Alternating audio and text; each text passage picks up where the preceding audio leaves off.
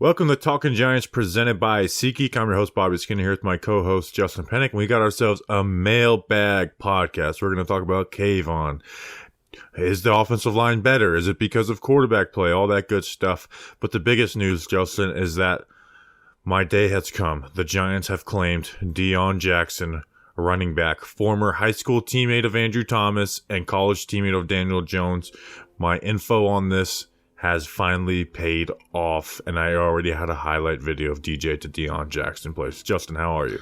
Wow, Bobby Skinner, good for you. Look at you go. Matt Parrott. This is why you play the game. This is why you lift all those weights, Bill Parcells says. Matt Parrott goes to IR. Eric Gray goes to IR. Shockingly enough, Gary Brightwell didn't go to IR, but I think he'll be out for a little bit. So the Giants made moves. Oh, also Deshaun Corbin's back, signed to the active roster. Yeah, so the Giants have 5 running backs on the active roster right now, with Gary Brightwell still on there, and then Matt Breida, Saquon, and then Deon Jackson as well. So maybe moves do get made, but that is not what this podcast is about as much as I would like it to be. We have a mailbag podcast to get into, and the first victory mailbag of the season, because the Cardinals, we had Thursday Night Football, so we didn't get to do a mailbag that week. And the people who make it happen, Justin, they are Matthew Crisatelli. It's been a lot of pizza people lately. Pizza people? Which is kind of like that's like a slur, right? Like just making pizza jokes with Italian people, right? Like they just did it. They probably get really annoyed by that. But I'm here to do it. Tejas Patel, he's gonna Patel his friends to join the Talking Giants Patreon. Bobby Trees, which I feel like is not a real name. Is that like somebody from your family? Well, no, my name's Bobby and I used to work in trees. We got Gary Hirschhorn. Is that you? Funny thing is when I got like clean and sober, one of my friends on Facebook was like, I need a tree guy. And I was like, hey, hit me up. And he's like, not that kind of trees. And I was like, oh my God, how quickly I've forgotten. Gary Hirschhorn, he's got the horn and he's horn. Ryan Babisi, he's gonna a weenie. And then Trey's 542811. I don't know what those numbers mean. It's a social security number. The Giants yards this year. Justin, who are these people? Those wonderful people went to patreon.com/talkinggiants for $2 a month. Plus, there's some other tiers if you want to join it. You get to hang out with us live while Bobby Skinner and I record the shows. Bobby Skinner will send you some stickers in the mail. Plus, there's some shirt raffles a couple times a month. Patreon.com/talkinggiants. You'll be glad you did. Never said that after promoting the Patreon. And I will say, I am enjoying this victory week more than I thought that I would, and it kind of does suck that Thursday Night Football against the 49ers happened so quick because I should have enjoyed that Cardinals win more. This is nice. I enjoyed that one a lot. I made like 10 extra videos that week because I knew we were going to lose to the 49ers. All right, take it away, Steve. Mail time. Mail time. The mail's here. Come on. Bye, guys. Here's the mail, it never fails. It makes me want to wag my tail. When it comes, I want to wail.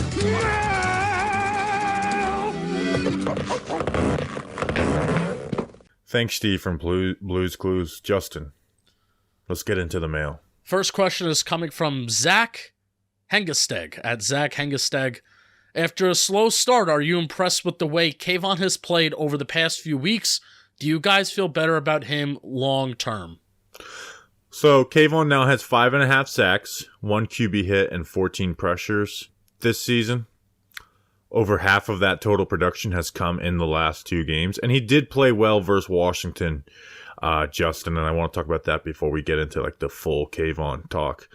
He did play well, right? He worked the corner, he used hands, and that was something, even when he's gotten the earlier sacks, a lot of it was kind of working that inside move versus backup tackles. And those are good. There's not every pass rusher in the NFL can do that. Kayvon is one of those guys who can do it, and I want to see him do it. But I want to see him work the corner a little bit, and he definitely did that versus Washington pretty damn well, right? He's not bending the edge. He's not bent, he doesn't have a ton of bend, dipping the edge, but he was getting around the corner and flattening that arc. So it has been a lot better than it was at the beginning of the season, Justin, ever since Seattle. So yeah, I feel a lot better than I did after the San Fran game, after the first 3 games of the season by far. But I'm going to say I have higher expectations, right? Yes. And we came into this year And it's funny how it's kind of flipped, where we're like, hey, edge rushers don't really get a lot of sacks in the Wink Martindale scheme, so I'm not looking for 10 to 12 sacks, but I want consistent production. Well, it's kind of been flipped on his head, where he's got great sack numbers, right? 5.5 through 7 games, that's really good. But the consistent pressure hasn't been there. Like, his pass rush win rate is down from 9.7% to 6.9%. I mean, that's 47th of 53 edge rushers with 140 pass rush snaps. He's 20, and even with those sacks, he's 24th of those 53 in sacks, hits, and pressures. And again, most of that's coming from the sacks. Yeah, I'm glad that you actually brought up the 1 QB hit, because a lot of people are probably confused, because if you look at Pro Football Reference, it says, well, he has 7 QB hits.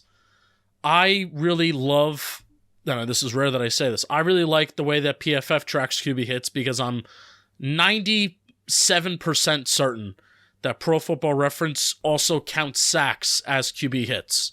PFF does not. Sacks is a different entity from the times that you hit the quarterback. So Kayvon Thibodeau has 1 QB hit outside of the 6 plays he has been involved in a sack. So what is it? How many is officially? It's 5.5 sacks. So I think there have been 6 plays in total that he's been involved in a sack this year. 1 QB hit outside of that. That's not very good.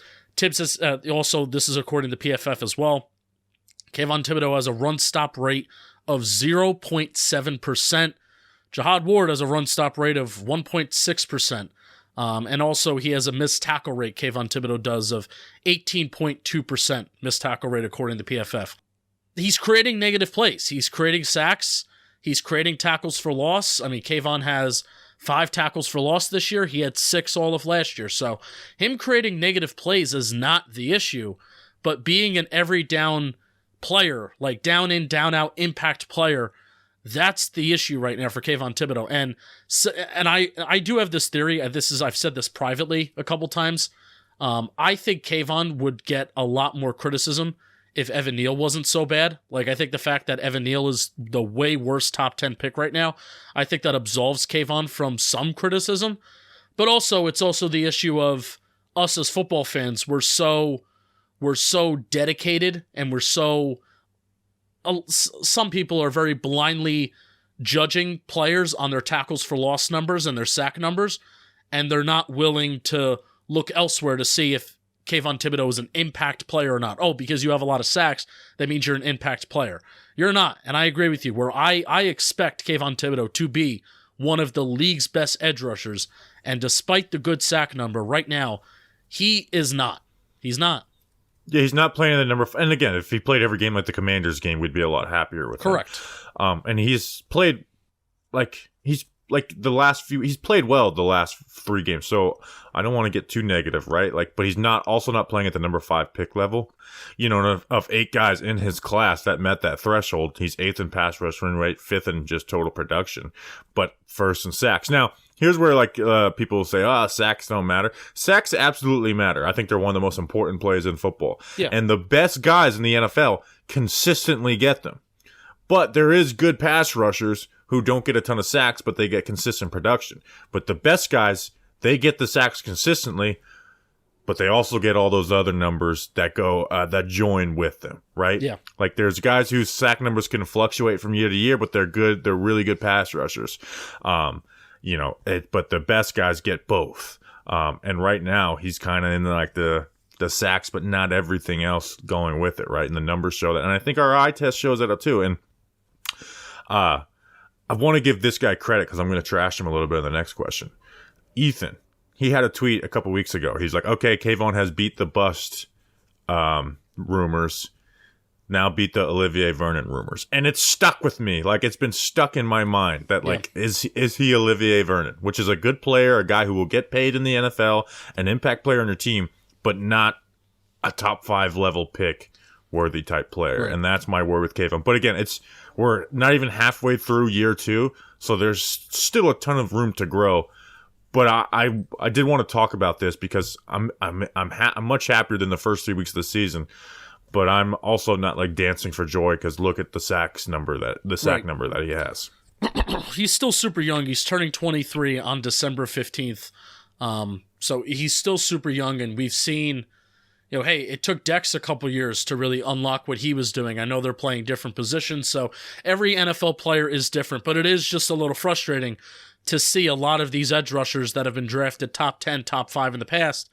You snap your fingers and they hit immediately, whereas Kayvon Thibodeau, that's just not happening. Again, outside of the sack numbers. If anything, Bobby, I mean, Aiden Hutchinson and Karl Aftis are playing better than him, right? Yeah. And Trayvon Walker, who we criticize a lot, like if you look at that sack hit pressure number in total, they have the same amount.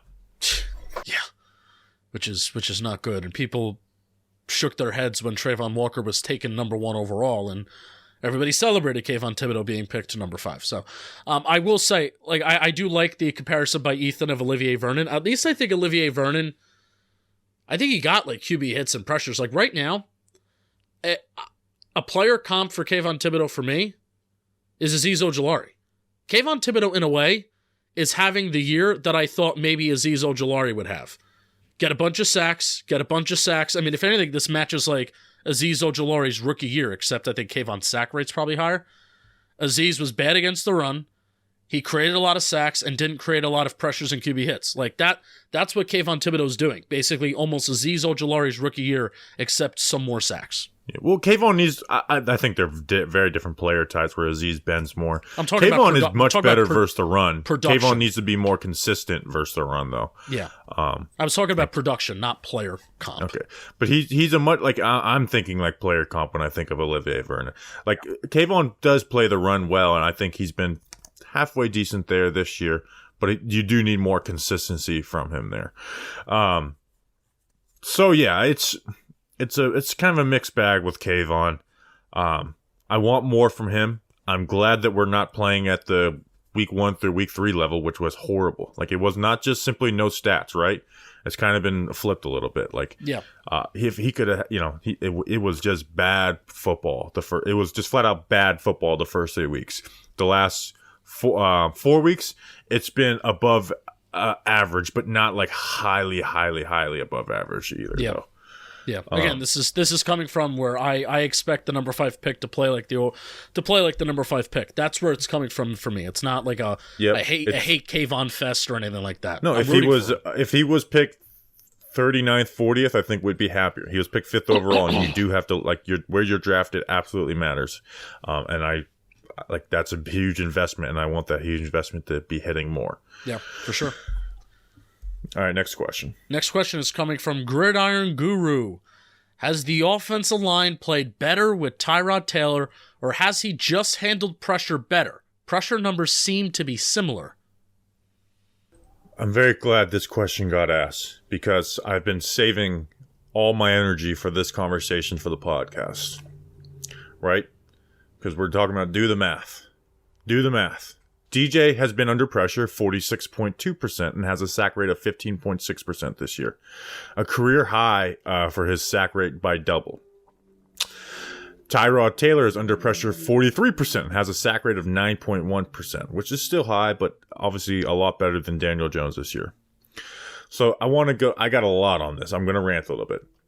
So has the offensive line played better with Tyrod Taylor, or is it simply the quarterback? Because the quarterback absolutely affects off, pressure and all that stuff. Well, first of all, before I get into these numbers, we're going to use our eyes and we are going to tell the truth that the offensive line has 100% played better with Tyrod. Like, they gave him time versus the Commanders. There is without a doubt Tyree Phillips played well, Mark Lewinsky played well, Ben Bredesen played well, Marcus McKeithen did not, but he also hadn't played to the disaster level that he has. Justin Pugh did not play well, but he also wasn't a disaster where it's totally free rush type stuff outside of the one play that they timed up. And guess what? That turned into a freaking sack, right? And let's look at numbers, right? A couple things. Not all pressure dropbacks are created equal, right? You can get pressured by more than one player on a dropback, and guess what? It's one pressure dropback. So I looked at not QB created pressure, but O-line, tight end, like any off player allowed pressure. Often, most essentially O-line, but there's a couple tight end and running back ones in them. And the DJ 5 starts, allowing 20 per game. In the Tyrod 2 starts, 10.5 per game. Literally half, despite the fact that the pressure rate is there. Now, and again, there can be more than one pressure on a play. And guess what? Not all pressure is created equal, right? Like we talk about like the pressure rate. Did the pass rush versus the 49ers look the same as it did versus Buffalo, Justin? No. But it's the same rate. It's the same pressure rate, but guess what? In that game, they literally got rid of the ball like quickly, right? And let's look at it by game. DJ, 67%, 29.5%. The Cardinals, good. 44.1%, 46%, 44%. Tyrod, 43.2% versus Buffalo, 33.3% versus the Commanders. So the Commanders game was the second best. Well, it's about how long does it take the quarterback to throw?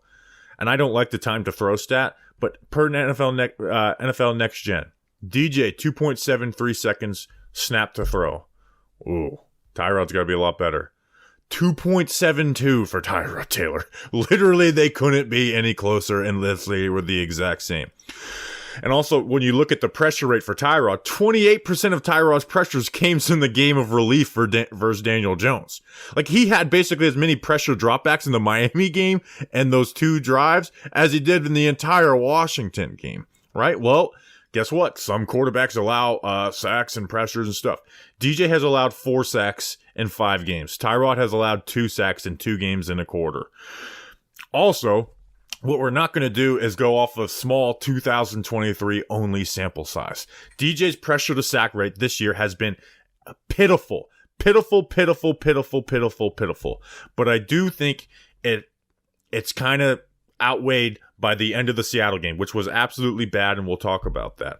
But DJ's pressure to sack rate was 13th last year for guys that qualify, and 9th in 2021, which I do think correlates to Andrew Thomas a little bit. Daniel Jones' career sack rate is 8.6%, and Tyrod Taylor's is 9.3%.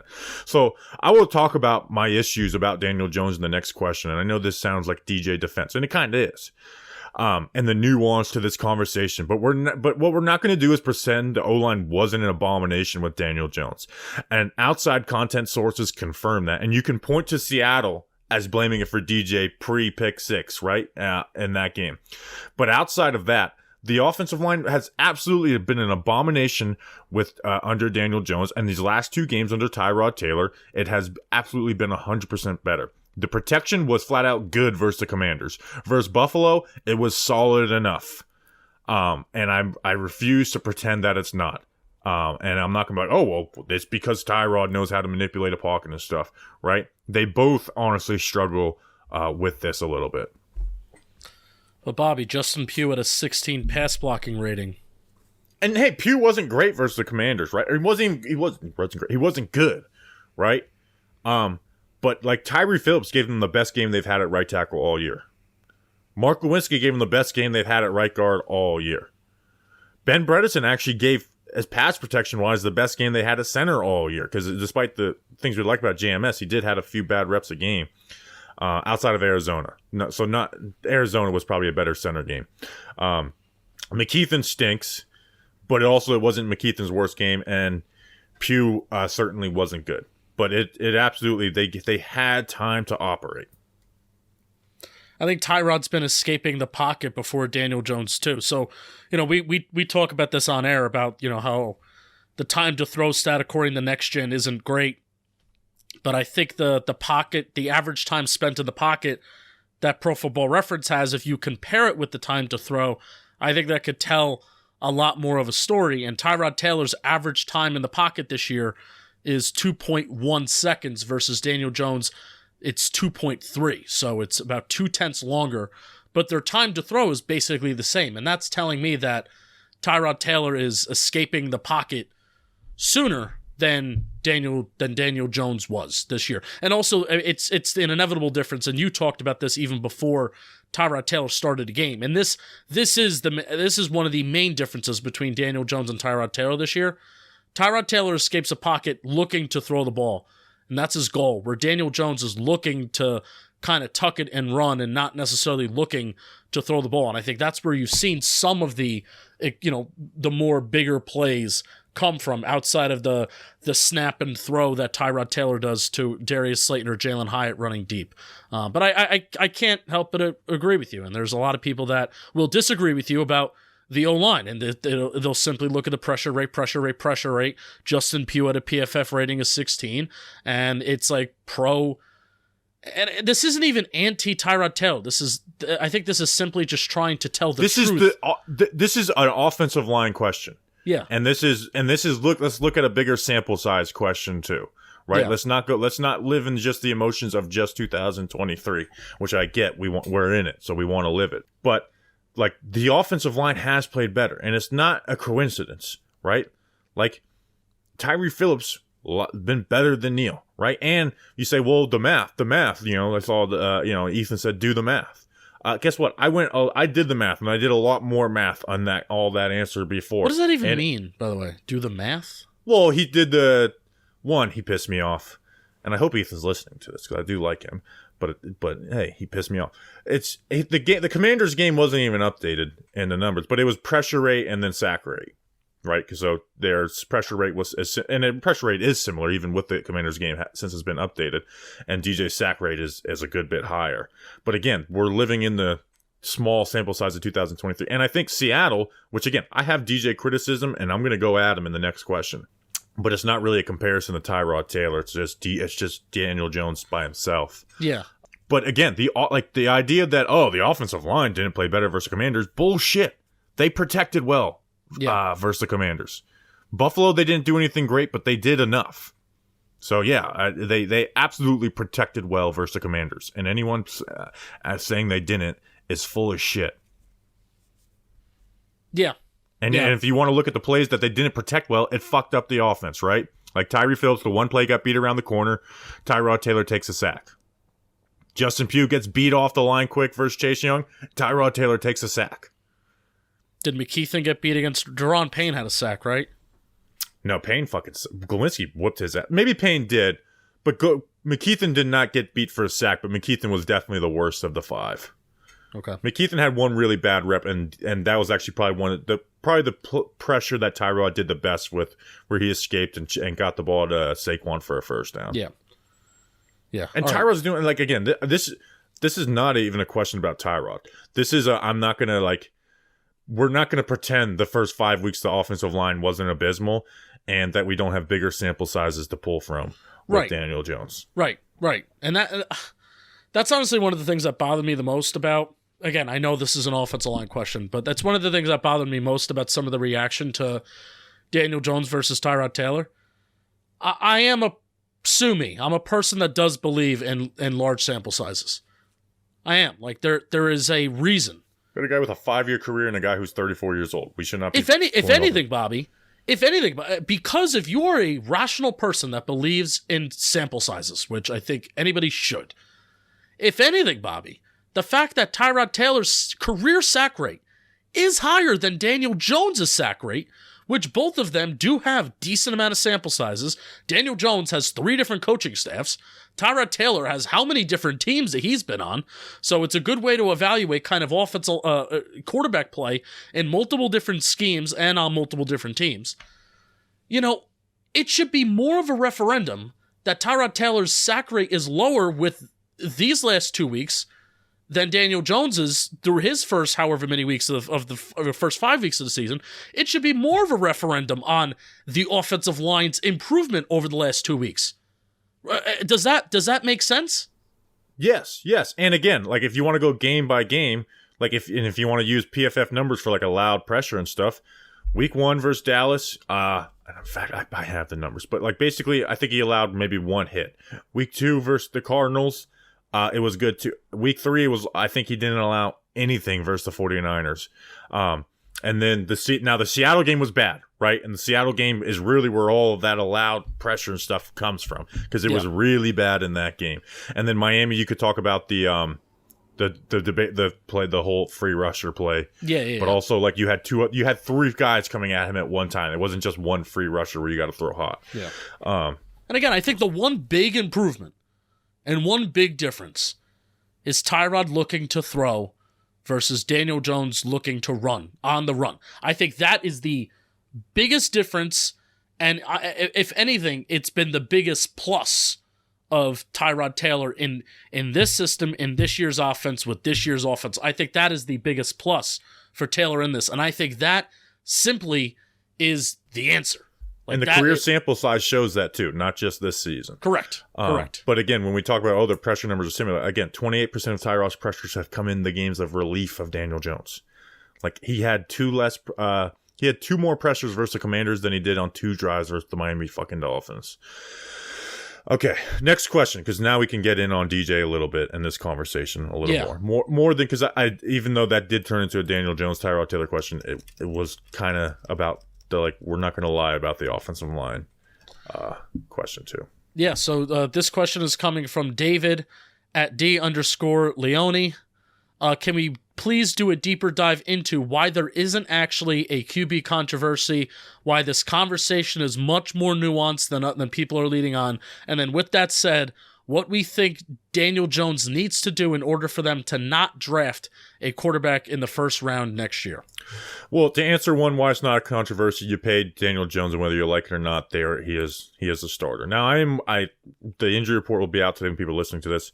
I don't think he's playing this week. I don't think he's playing until he's physically cleared for contact. And his Kay Adams interview did not make you feel any better about it.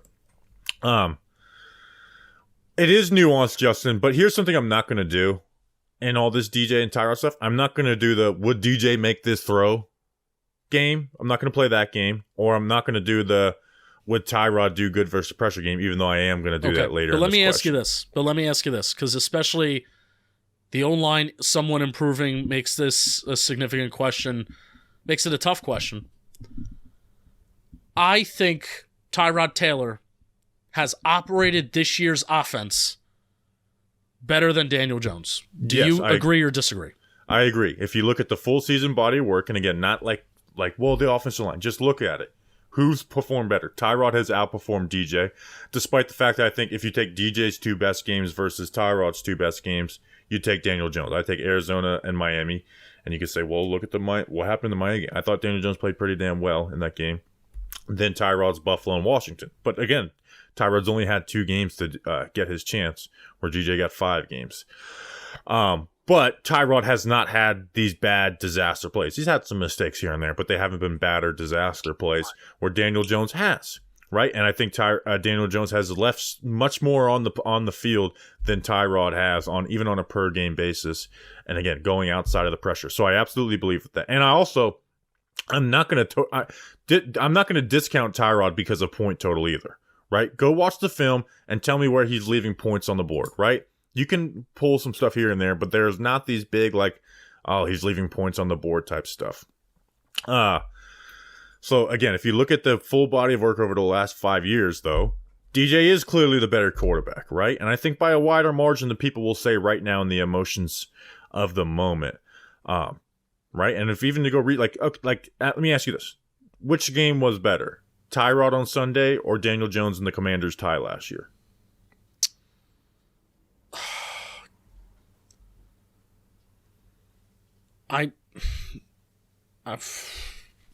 I mean, I guess I would have to say Tyrod. This could be a wrong answer because maybe I'm not remembering it right.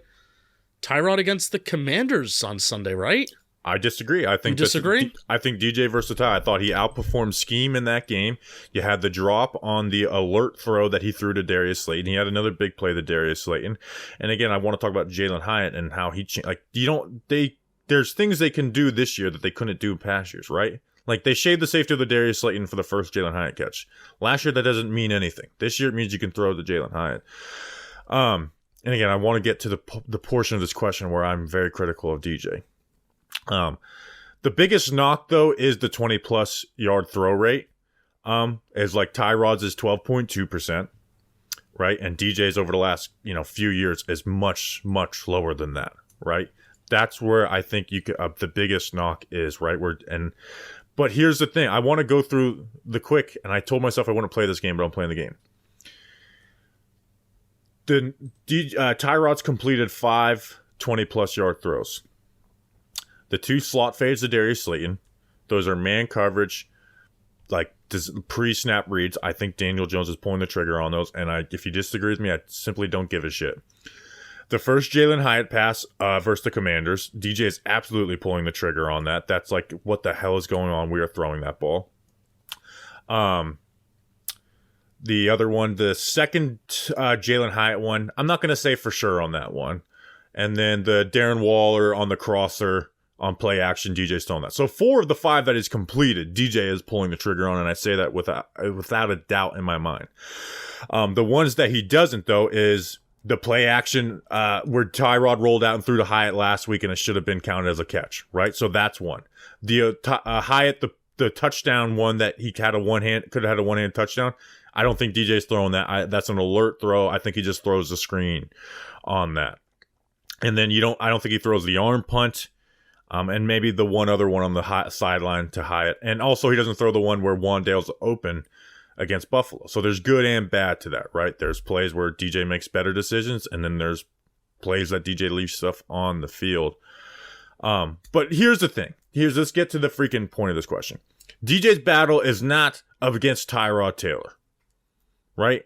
I will say without a doubt, DJ is a better quarterback than Tyrod Taylor, even though Tyrod Taylor's, if you just look at their season, Tyrod's been better. But DJ's battles with upgrading to a QB in the draft, right? And when we saw this contract, we kind of envisioned that could happen after year 3 and possibly year 2. But right now, it could happen after year 1, right?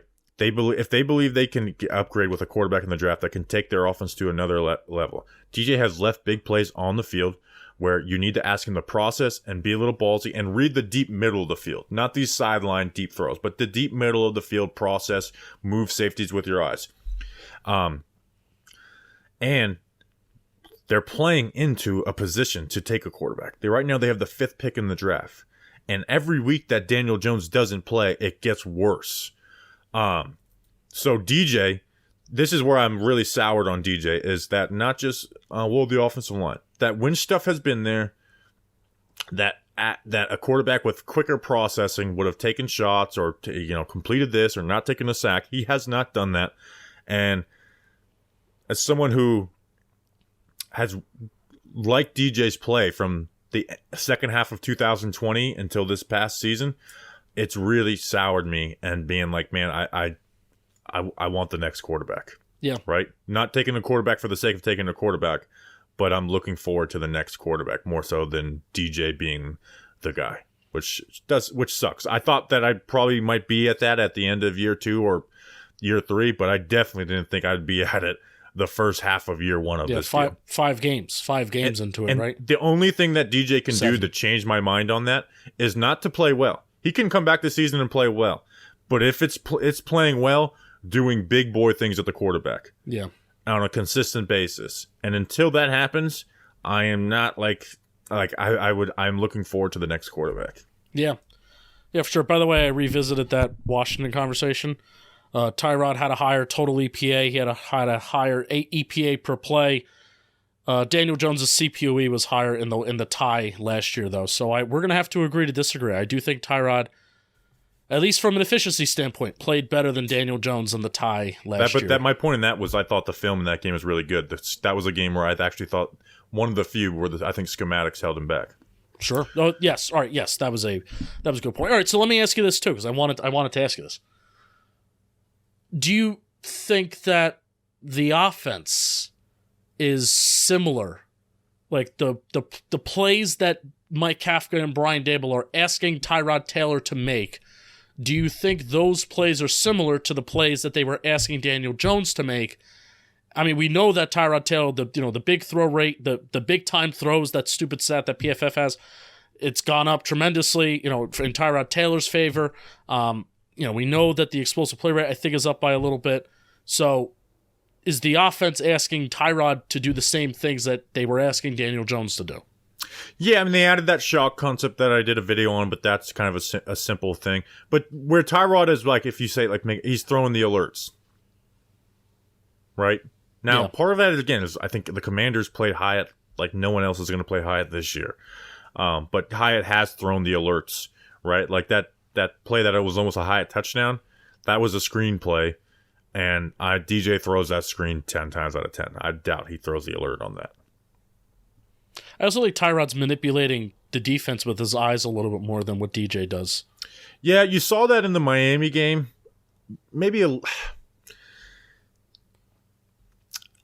I don't think I've seen that a ton the last couple games. Maybe a little bit, right? But that really, to me, showed up more so in the Miami game in relief than the last couple games. Maybe a little bit. But I think Tyrod has, like, he created that Saquon touchdown by escaping. But again, I don't want to do the whole, let me go pull film of DJ doing similar things, because he has. So. Yeah, it just sucks, and I'll tell you what, Bobby, if we're here like next week... the Saquon touchdown versus the Cardinals, that was DJ stepping up in the pocket, running out, and hey, yeah. So I guess it is. If we're here next week, Bobby, and Andrew Thomas comes back, he's the left tackle, Tyrod Taylor leads the Giants into MetLife again this Sunday and wins a ball game against a good defense, the conversation gets even more complicated, man. From a fan perspective. I think it gets more complicated from a fan perspective. Yeah, but the fan perspective doesn't mean anything. I know, but it just does get more complicated, though. If Tyrod Taylor comes in here and goes 2-1 and the offense is more explosive and the offense is better, even though it's not much better, it's better and they're starting to win games. If the conversation is already at what I said with about upgrading the quarterback event, again, there is no DJ first Tyrod within the building. Yeah. You never know. Things change. Yeah, I just don't. It would DJ who had to come back in and play like Seattle consistently for that to happen. Maybe they just don't clear him. I mean, I'm not believing he's being cleared until it happens, right? Yeah. So yeah, for sure. All right, it's not looking good. Let's get this next question. Let's get this next question. I really hope we're going to be talking about something different. Die the Giant at NYG in Wales. Be reporting that Dable is going to be taking over ad reading. Any truth in that? No, I'm the ad reader. Today's episode is sponsored by Shady Rays. Take on the sun with gear built to last. Our friends at Shady Rays have you covered with premium polarized shades at an affordable price. You guys know I love Shady Ray, and I love even more Shady Rays. That's the way she goes. Shady Rays offers a world-class product that's just as good as any expensive pair we've worn. Durable frames and extremely clear optics. That's not all. Shady Ray offers the most insane in the membrane protection in all of eyewear. Every pair of sunglasses is backed by lost and broken replacements, which has always been like my thing. It's like I'm not gonna buy like good sunglasses because I'm going to lose them or break them. Like literally what this is saying. With Shady Rays, I don't have to worry about that at all. So if you lose or break your pair, even on day one, they will send you a brand new pair. No questions asked, which I know when a lot of times when companies say that, you're like, oh, but you have to call this and do. No questions asked. They just do it. Wear your Shady Rays with confidence because they have your back long after your purchase. Exclusively for our listeners, Shady Rays is giving out their best deal of the season. Go to shadyrays.com and use code GIANTS for 50% off 2+ pairs of polarized sunglasses. And the offer now applies to the custom Jimmy and Jake collab shapes, so go get yours now. Who is Jimmy and Jake? They're our bosses. You'll be glad you did. Next question. Ben Butler is asking the next question at Ben Butler 7. We know Hyatt's deep game is great, but how has he looked in the short to medium routes? So he still really can't get off press great, even though the first big play was press, but there's just no safety, so it doesn't really matter. He's really not part of the progressions still. No, he's not. I was even going to ask you, is he even running like short to medium routes? I think the only one that I can remember that if he was part of a progression Sunday versus the Commanders, I think there was an RPO, and Tyrod started to look his way on a little slant, but it's so funny. My buddy Jimmy was sitting right next to me. It's like, well, Tyrod was getting pressed there, so I couldn't envision him getting separation there, and I think Tyrod either had to throw the ball away, tuck it and run, do something. I think that's one of the only times that I saw him be part of a progression, kind of like in the intermediate part of the field, and he just couldn't get any separation. Yeah, he's basically like getting the ball thrown to him on alerts, and they like when he's basically running down the field on almost every play. And most teams are not the Commanders and respect him, right? So they have the safety and they're bailing and they're covering him deep. So he's really not a big part of the progression, which I know people say, well, you got to do it more. But Darius Slayton is a better overall player right now, despite the fact that Hyatt is so explosive, right? Like, you have to be able to do some of that stuff.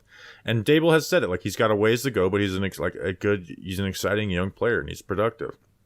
Like, the most he's been in progressions really was Arizona and the limited reps.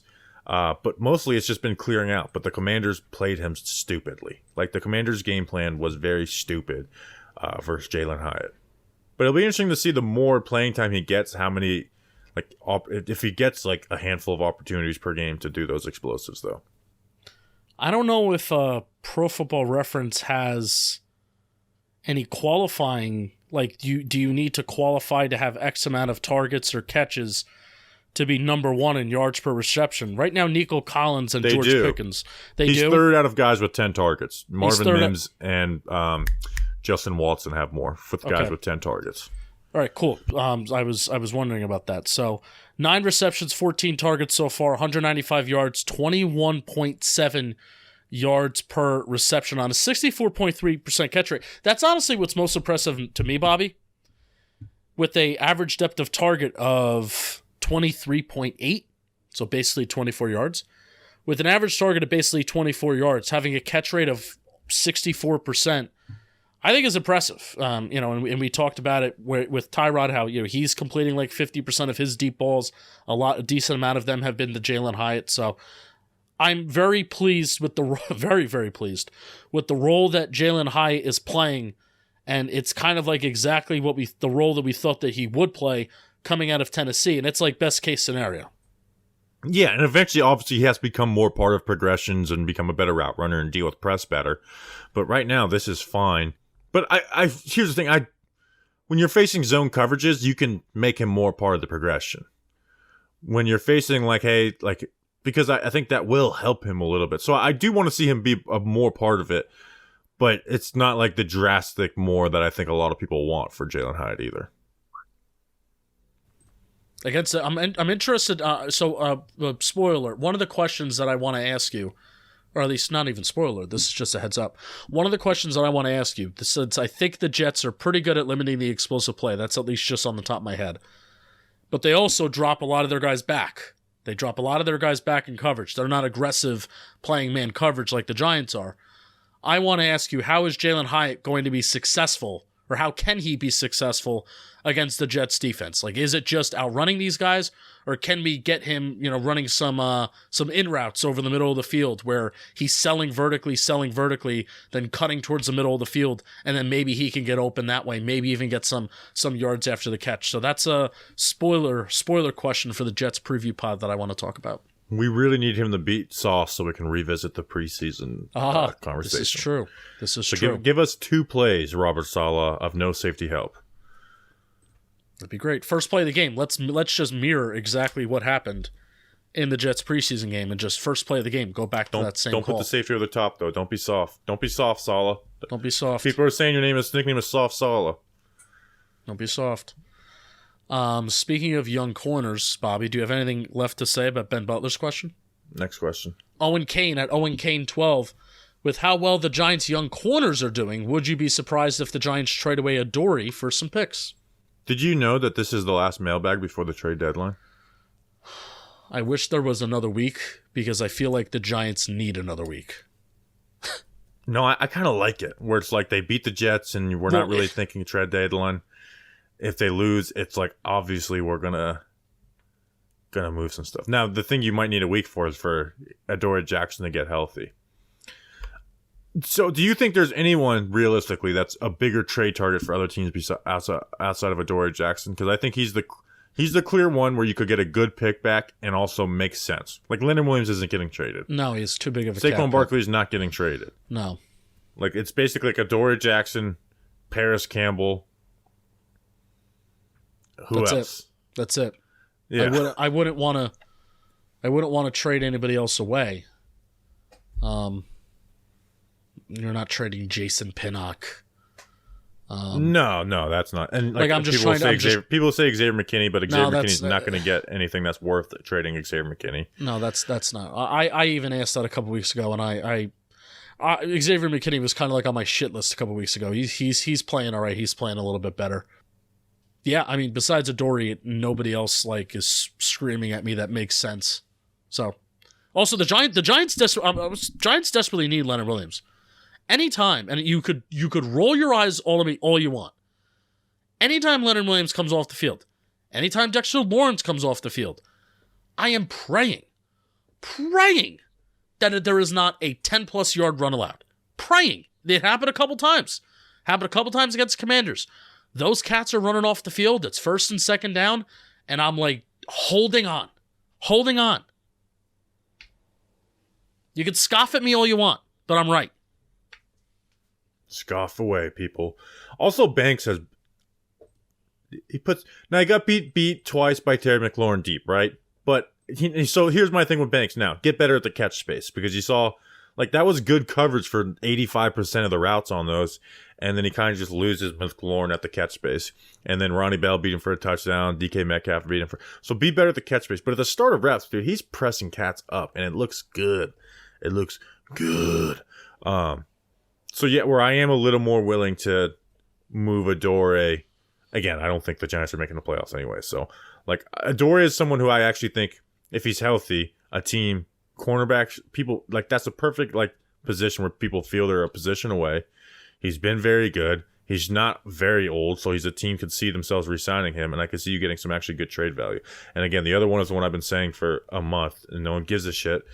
But a Paris Campbell pick swap like the Mecole Hardman trade would make sense. Unfortunately, the Chiefs already did that with Mecole Hardman, and they were my target for that trade. Oh, but no. someone else could do it. Colts, bring him back. Colts, bring him back. Go for it. I think Paris Campbell could still be a productive player on a team that faces a lot of zone coverages because their quarterback is respected to push the ball down the field. Tough. Buffalo Bills. How about that? Even though the Buffalo Bills, if there's anything that needs Adoree Jackson right now, it is the Buffalo Bills. Brandon Beane, we did. You guys got us Boogie Basham. Now we and 20 other people. Revenge game. Go get Adoree Jackson. Even though I would hate to see Adoree Jackson, it would make me sad to see him go. But it makes me sad to see basically any player that's been here for more than a couple of years go. Boogie Basham has a higher run stop rate than Kayvon Thibodeau. How do you like that? Boogie. Eli DePlax at Eli DePlax _ I know Tyrod is a professional veteran dude who doesn't want to cause any controversy, but what do you think about him going in the post-game press conference saying read an ad? Well, I'll tell you what I think, because I love that he said that, because Manscaped are one of the best products that we have out there, one of the best sponsors that we have out there, because they have so many products. And gentlemen across the nation, I have an urgent message for you. This episode is brought to you by Manscaped. The brand that took your balls to space is now launching them to the ultrasphere, introducing the Manscaped's 5th generation performance package featuring the all-new Lawnmower 5.0 Ultra. Just when you thought the 4.0 was awesome, now they're making a 5th one, and they're adding Ultra at the end of it just to make it even better. 9 million men worldwide. Join them, including me and Bobby, because we trust Manscaped. The new Performance Package 5.0, not 4, Performance Package 5.0 Ultra. Enjoy it by going to manscaped.com for 20% off, plus free shipping with the code GIANTS. High tech for low places. Manscaped, that's right. Get 20% off and free shipping with the code GIANTS at manscaped.com. 20% off with free shipping at manscaped.com when you use promo code GIANTS. Your balls have been through enough. It's time to go ultra with Manscaped. Bobby Skinner, you'll be glad you did. Next question is coming. Yeah. I just lost my train of thought. It was something about shaving your balls. Because you talked about Leonard Williams. Oh. So you saw the Leonard Williams, coaches have their favorites and people tried to be like, does he? I love the thing where it's like, anytime something bad happens to the Giants, disease and me, Michael Lombardi. It's like, shut the fuck up. And did you see? I actually laughed when they set up that sack for Leonard Williams, and Wink comes over to him and is like, see, that's why you've always been my favorite. I thought that was very, very funny. It was very good. Next question. Let's set up more players for sacks. Maybe that will actually result in more sacks. Day balls to the Waller at J_Loopy. When Andrew Thomas, remember him? When Andrew Thomas comes back, what will the offensive line look like? We're adding JMS and Neal to this to get a full look. This is harder than you think because Glowinski's played well the last couple games. You have Pugh. So I'm going to go with this. I'm not going to let Glowinski's last couple games. We're going to do like we talked sample size. I'm going to go Thomas, Pugh, JMS, Bredesen, Neal. And if Pugh struggles at left guard, I got a quick trigger to put Bredesen at left and Glowinski at right. I'm putting Bredesen at left and Pugh at right, and then the rest of the line is the same. Yeah, I thought about that, leaving Bredesen at left, but Pugh has like specifically mentioned left guard a few times where I say that. But even though part of me would be like, just go play right guard. But you know what? I'm at the point where we put Ben Bredesen in a million different spots. What's putting him back at right guard at this point? Yeah, let's fuck with him a little bit more. Why not? Yeah, I mean, it's like, would you rather fuck with the guy who's not been fucked with, or just like, hey, just push the other guy a little bit, like, hey, go back. You're finally getting a little. He's finally like playing center a little better. It's like, all right, back to guard with you. Yeah. On the side that has he even played right guard this year? In preseason, I don't think he's played it in the regular season. In preseason, lovely. All right, yeah. So that's the lineup. Yeah, it's been left guard or center. How bad is Evan Neal's injury? We don't know. That was one thing that kind of snuck up on us, and we didn't really talk about it that much. Yeah, I think he got like re-injured on Friday, so that like Friday was the first like DNP or whatever. Was there a practice report today? No, they're off Monday, Tuesday. The first one comes out Wednesday. All right, so we'll keep an eye on that as Friday gets closer because we didn't keep an eye on it last week. And well, no, you just said he got re-injured Friday, and we recorded our preview pods on Thursday. So, all right, Evan Neal, get better, but also take your time. Ask the next question. T at Tone to Co. Any chance the Evan Neal experiment at right tackle ends during the season and they try him at guard, or is that not realistic given where he was drafted? I think, hashtag you'll be glad you did, I think we are going to really disagree on this. I think there is very little shot that the Giants move Evan Neal in season. I think there's very little shot versus I think you would think about it, right? I think there's little shot it happens. I think you would if you get to the last 4 games of the year, you're totally out of it, and Neal is continuing to play bad at tackle. You absolutely got to try him at guard because you can't go into you cannot go into next year with him as your right tackle. But also, like, I wouldn't want to totally give up on the asset. Also, thank you for the question, Tone. Here's something that's annoyed me a little bit: is every bad player is an experiment. It's not an experiment. An experiment would actually be putting Neal at guard. I just hate when every bad player. Can we end the Gary Brightwell experiment? Fuck, not an experiment. He's a 6th-round pick. Can we end the freaking Austin Calitro experiment? That's something that bothers me that really shouldn't bother me, but it does. But yeah, you kind of and Tyree Phillips played well, right? Like he played like a good swing tackle, right? Doesn't you don't go out there and like, oh look, this guy's the next good tackle, but he looked like a good swing tackle.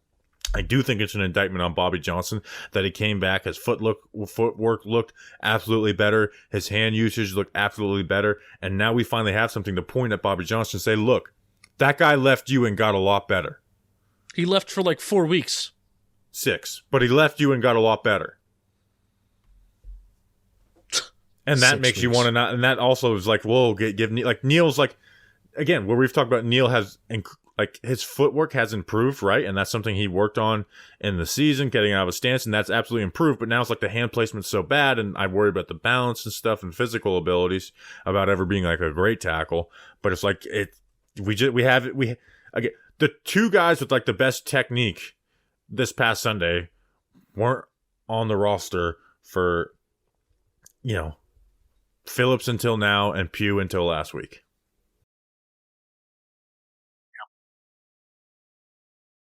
Yeah, I just you're not, and again I'm glad we agree with at least the expectation that they're not going to move him at right tackle this year. I think he's staying right there at right tackle.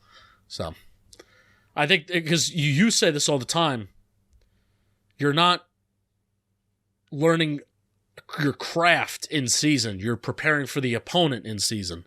So if you move Neal to guard, he's not going to learn how to play guard.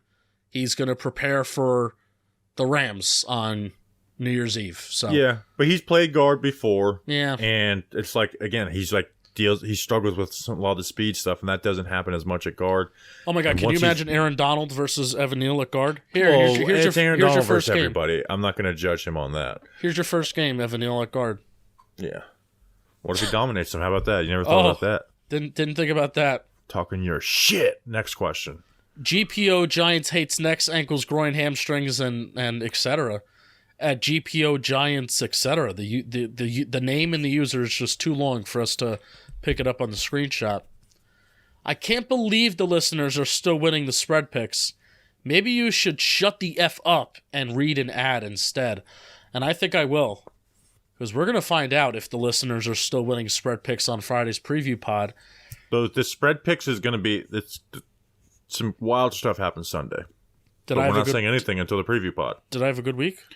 Again, I told you, we will not say anything until the preview pod. Oh, and DraftKings, they're bringing us the spread picks, and they're also sponsoring this episode, too. We got good news about DraftKings today. I won't officially announce it, because what's the point? It's like, I think it's happening next year, but we got some news from DraftKings, and it's all because of you that's listening, and that watch, and that support, especially the videos that Bobby does on Talking Giants, so thank you. We're back with another week of football, and DraftKings Sportsbook is keeping us in on the NFL action with great offers every single day. New customers can bet $5 and get $200 instantly in bonus bets.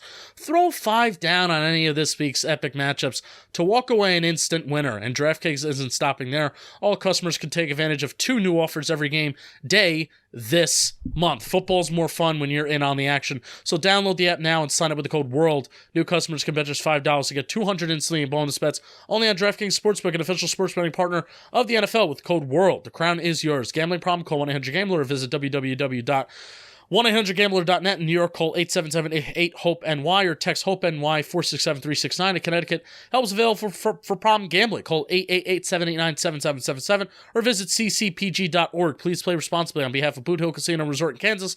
Licensee partner Golden Nugget, Lake Charles. 21 plus age varies by jurisdiction. Void in Ontario. See sportsbook.draftkings.com/football terms for eligibility terms and responsible gaming resources. Bonus bets expire 7 days after issuance. Eligibility and deposit restrictions apply. Bobby Skinner, you'll be glad you did. Here's the final question of the mailbag, which I believe we're going to end this right, hopefully a little south of an hour. Mikey at Mikey_Glover. As Giants content creators, how do you speak to a fan base so divided? I got a DM recently. Well, that was a fun question to end on. Yeah, I got a DM recently. I just want to say this first off.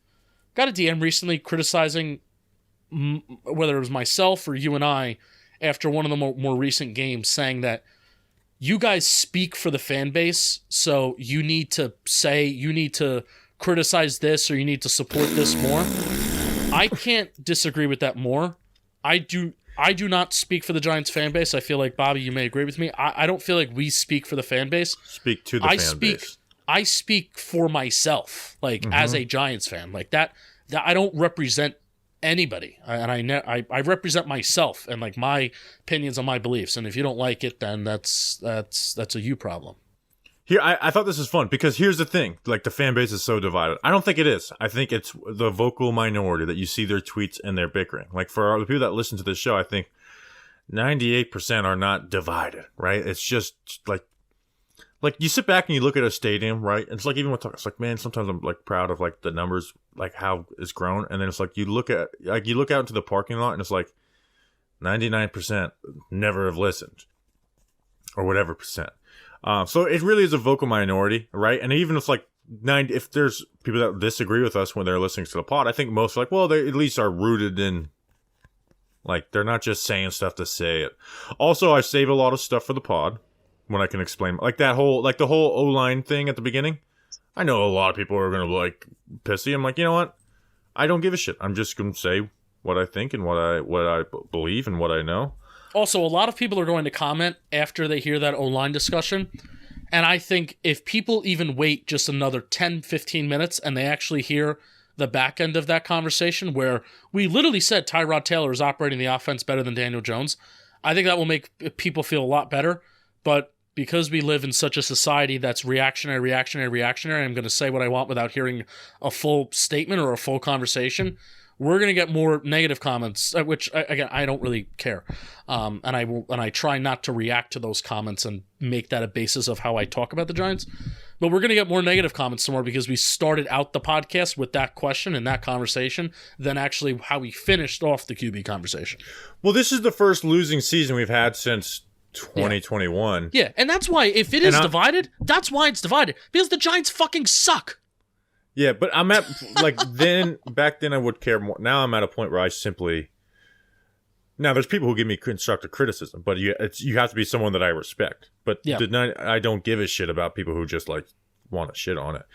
To be honest, I don't read very much of it either.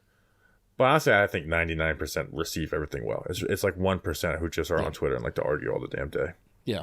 The Giants suck, and that's the thing that stinks the most about the Giants fan base right now. They don't just stink when they were expected to stink. They stink when they were expected to take a step up from last year. And that's regardless whether it's Daniel Jones, Tyrod Taylor, offensive line, this, that. The worst part about the Giants this season is that they're not a good team. That is the worst part of the season. Also, it's just social media. We meet a lot of people at training camp, tailgates, whatever, Justin. And has anyone ever came up to us and been like, you said this about Daniel Jones? No, it just doesn't happen. It just does not happen. Because Justin will shoot you in the fucking head. All right, let's get it. That shouldn't have ended like that. I wanted to say something messed up. All right, we appreciate you guys. We'll be back Friday with a preview pod. The MetLife Bowl. This time it counts. Like the All-Star Game campaign 20 years ago or whatever it was at this point. I'm actually going to end this and watch Game 7 of the NLCS. Go Diamondbacks. We'll see you then. Who are they? The Phillies. Yeah, I'm definitely rooting for the Diamondbacks. Fuck the Phillies. All right, we'll see you on Friday. Until then, let's go Big Blue.